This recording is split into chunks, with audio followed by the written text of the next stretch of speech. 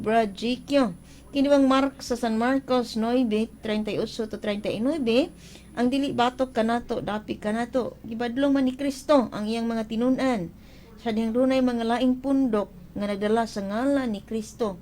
Ningon man Hesus pasagdi sila kay dili batok kanato dapi kanato. Kining laing pundok nga dala sa ngalang Kristo, Brad, gitugutan ra sa Ginoo, Brad, kay nagsangyaw man pud sila sa belang kasulatan. Palihog ug tubag. Wilson sa Guadalupe. Brad Jeffrey?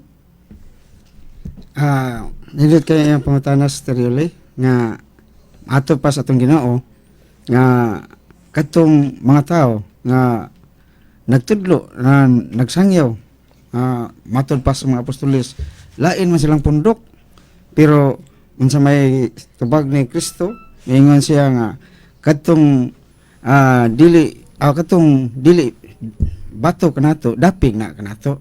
Sa to pa kung dunay mga tao nga sama anarong mga nakadungog sa mga pagtulunan ni Hesukristo, kung ila ding isang yaw ang pagtulunan ni Kristo, bisag wa pa sila may sakop, bisan wa pa sila may sakop diha sa pundok ni Kristo, giisip na siya nga sakop sa pundok, kay wala man sila magsangyaw sa batok sa mga pagtulunan nga gitudlo ni Kristo.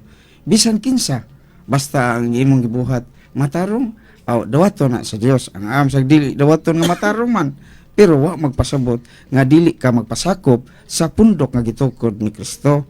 Kay na magingon ni Kristo nga kinahanglang mahisakop gyud ka sa pundok nga iyang gitukod. Pero kung magtudlo ka gusto, awa man na magpasabot nga dili na lang ka magpasakop sa pundok nga gitukod ni Kristo. Nganuman tungod kay iyang saad na sa Efeso 5:23 nga siya gayud may muluwas sa iyang kagulingong lawas nga mao ang iglesia. Usa kita mga sakop sa iglesia, usa kita kalawas diha nga si Kristo maong ulo. Mao na nga si Kristo maong ulo na sa Kolosas 1:18, siya maong ulo sa iglesia.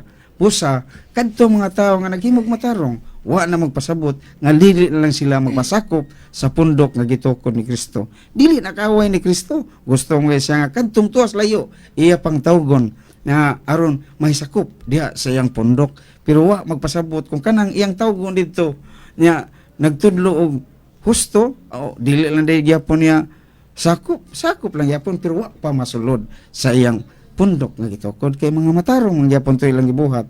Pero kinahanglan atong usbon nga kinahanglan magpasakop kita sa pundok nga gitukod ni Kristo, kay kung ang tanan parehan lang una dili magpasakop, way kapuslanan ang pagtukod sa atong Ginoong Hesukristo usa ka pundok diin adto siya mukuha sa iyang mga pagaluwason.